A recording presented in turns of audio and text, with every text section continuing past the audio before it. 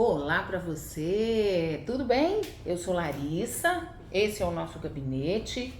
A gente está nesse mês de abril discutindo o livro A Prateleira do Amor, um livro da Valesca Zanello, que é professora da UNB. Acho que a gente nem apresentou a autora aqui, né, lá nos primeiros, mas sempre é tempo.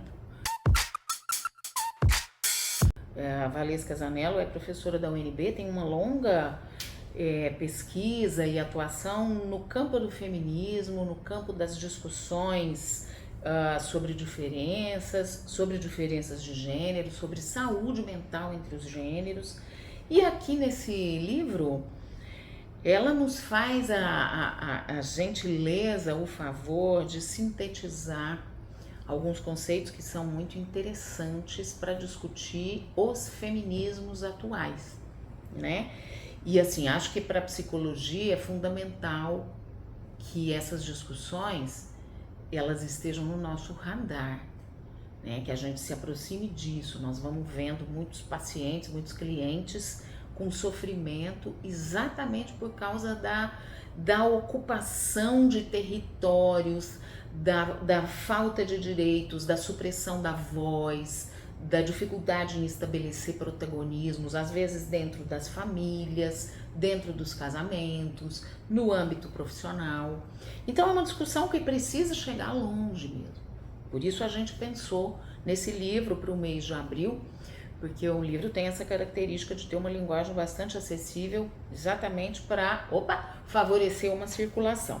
Bom, nós ainda estamos lá no primeiro capítulo, porque eu acho que aqui a Zanello dá uma situada histórica interessante, né, na relação entre feminismo e o estudo do racismo, das questões étnico-raciais. Então ela vai fazer uma associação entre como o capitalismo se beneficia com a ideia de diferença sexual e de naturalização dos papéis. Então, ela vai fazer uma relação entre o regime econômico e o desenvolvimento de um conceito de diferença. Um conceito de diferença que tem uma base constitutiva anatômico-sexual, né? Então, o que o capitalismo vai construindo? Vai construindo uma base sexuada para dividir o trabalho, né? Então, qual trabalho é mais adequado para qual sexo? Para que gênero? Para mulheres e para homens, né? Então, isso está naturalizado porque o capitalismo começa a trabalhar sobre essa ideia. Começa a não só a difundir, mas a estabelecer postos de trabalho diferenciados, com remunerações diferenciadas e tal. Então, com isso, tudo que era do campo doméstico, tudo que era do campo do cuidado, fica a cargo da mulher, porque a ela é associada uma característica da natureza, uma propensão natural. Então, trabalhos de cuidado, trabalhos femininos, trabalhos com carga doméstica vão sendo mal remunerados e vão sendo atribuídos por força da natureza às mulheres. Tá? Então, a gente invisibiliza, inclusive, o cuidado exercido pela mulher dentro de casa. As mulheres donas de casa, as mulheres do lar. Esse trabalho ele não é remunerado, mas ele custa caríssimo. E aí, muitos estudos dos anos 70 e dos anos 80, dos anos 90, já na transição entre a segunda para a terceira onda do feminismo, muitos estudos vão levar isso em conta. E aí a gente tem a noção de interseccionalidade, porque a gente vai vendo que o feminismo, tomado monoliticamente, ele não representa as demandas diferentes dentro da grande categoria mulher, né? Então, o feminismo negro, o feminismo indígena, o feminismo de outras religiões não cristãs começa a se manifestar e começa a reivindicar espaço. Porque o que se percebe, né, na trajetória capitalista da mulher? O que se percebe é que a mulher vai delegando os cuidados com a casa e com os filhos para outras mulheres subalternizadas para que ela possa conquistar o mercado de trabalho. E aí, se o feminismo está falando dessa mulher que conquista o mercado de trabalho e elegeu essa mulher como modelo, quem é que fala da mulher que ficou em casa cuidando dos filhos da outra?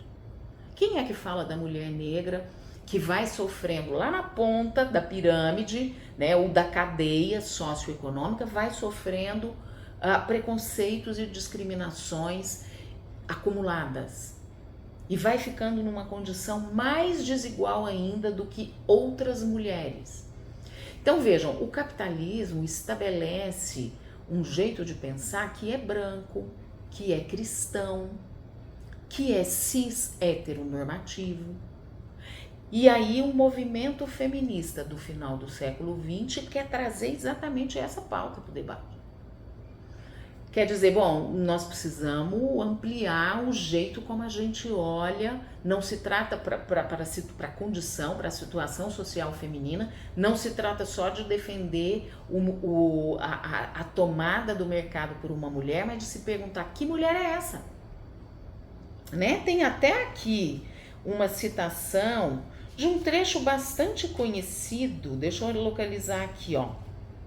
Um trecho bastante conhecido da história de uma mulher americana negra, nascida escravizada, tá na página 25, para quem tiver com o livro em mãos, que é a Sojourner Truth.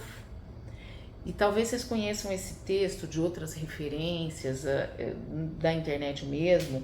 O texto ganhou o título E Eu Não Sou Uma Mulher, né? Porque ela escreve, então, é uma mulher nascida escravizada, que é alfabetizada, que aprende a ler e escrever, e ela diz, olha para mim, eu não sou uma mulher, olha para o meu braço, eu tenho arado e plantado e juntado em celeiros e nenhum homem poderia me liderar.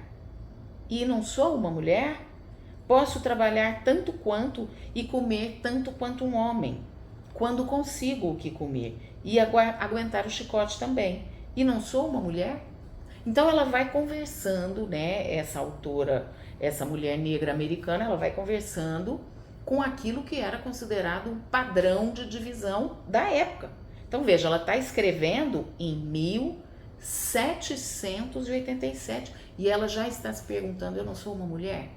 Meu braço serve para isso, para arar, para plantar, para colher, para aguentar chicote, mas eu não tenho os mesmos privilégios, as mesmas concessões e o mesmo tratamento, nem que um homem e nem que outra mulher branca. Aqui nesse trecho não tá, mas ela vai dizer, em outros momentos do texto, ela vai dizer, não a Zanello, mas essa americana aqui, Sojourner Truth, ela vai dizer, se eu estiver descendo de uma carruagem, ninguém vai estender para mim um pedaço de pano para passar na lama, mas fará isso para uma mulher branca.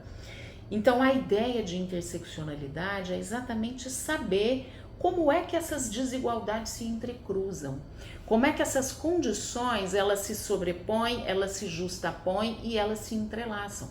A condição feminina, a condição racial, a condição da orientação sexual da pessoa, né? Então, o estudo sobre a interseccionalidade vem exatamente para dizer o feminismo não é um só.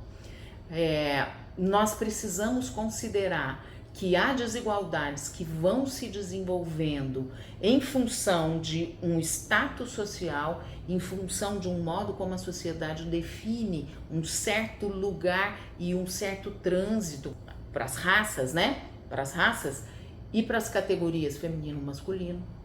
Então o estudo da interseccionalidade ele também é importante e ele abre uma discussão que nós não podemos mais abandonar, né? Não há que se falar mais em um tipo de feminismo ou em um único jeito de entender tudo isso que se cruza quando a gente vai olhar para a sociedade, para como a gente anda, quando a gente se movimenta dentro da sociedade. E de novo, chama atenção para o fato de que a gente precisa dessas discussões para sair dos lugares discriminatórios que a gente parece que vem buscando para colocar de volta, ou que nunca saíram, né, dessa relação social, nunca saíram de nós, né, das relações sociais. Então, nós precisamos pensar que a discriminação, a desigualdade são deletérias, são nocivas para uma ideia de sociedade que não, eu não vou nem falar de justiça social, mas uma sociedade minimamente humana, né? Então a gente precisa discutir tudo isso e eu quero te convidar para ficar conosco para falar mais sobre o livro, que tem mais coisa aqui. A autora tem um ótimo poder de síntese e nós vamos pegando aqui conceitos e o desenvolvimento do texto dela para desdobrar e falar mais. Se você gostou, por favor, curta, compartilhe com quem você achar que pode se beneficiar e comenta, deixa aqui seu comentário, vamos debater conosco. Se você não concorda com tudo isso, conta pra gente o que você está pensando, né? E isso é importante para a nossa prática e muito. Obrigada. Beijo. Satisfação pelo clique. Fake, à vontade, critique. Não é tão só corrente. Tamo aguardando o convite.